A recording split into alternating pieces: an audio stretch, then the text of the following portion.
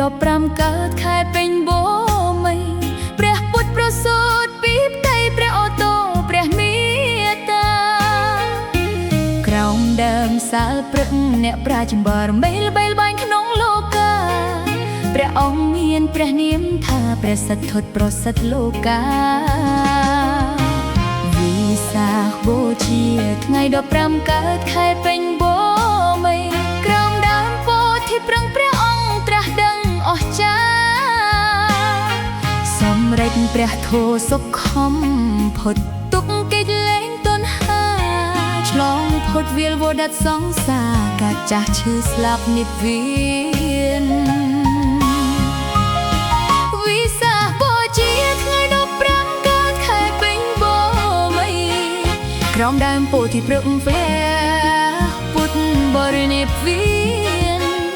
បន្សល់ទុកព្រះគម្ពីរព្រះត្រៃបិដកជាស្ពានរៀបរាប់ប្រដាច់សិលទានឆ្លងផុតវាលវដិតសង្សារ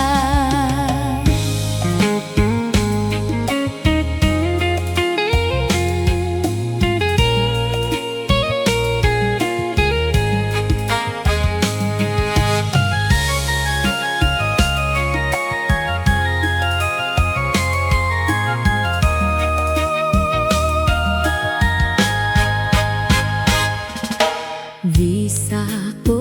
ជាប្រពៃពុទ្ធសាសនាត្រូវចងចាំរំលឹកព្រះរាប់រាល់ឆ្នាំទាំងមាសព្រះពុទ្ធសង្ឃសាសនាថ្ងៃ15កើតខែពេញបូមីវិសាខបូជាព្រះសម្មាសម្ពុទ្ធអង្គចាយប្រសូតត្រាស់ដឹងនិព្វាន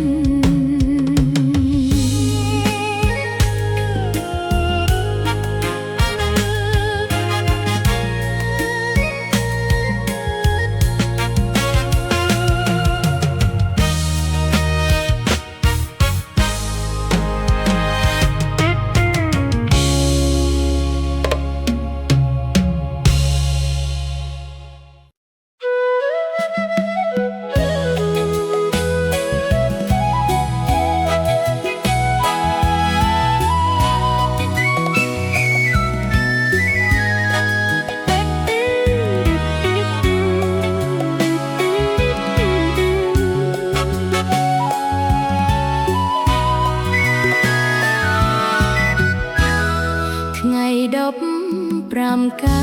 តខ្នើតពេញបូមីពិសាខថ្លាថ្លៃនៃពុទ្ធសាសនាថ្ងៃពុទ្ធសាសនិកនៅលើលោការំលឹកព្រឹត្តិការណ៍មហាអស្ចារ្យទាំង3ទី1រំលឹកនឹក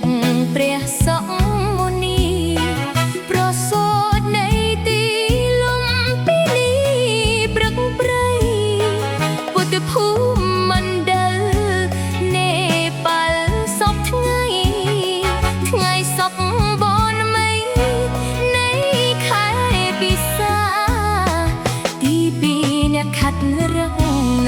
ឃថ្ងៃ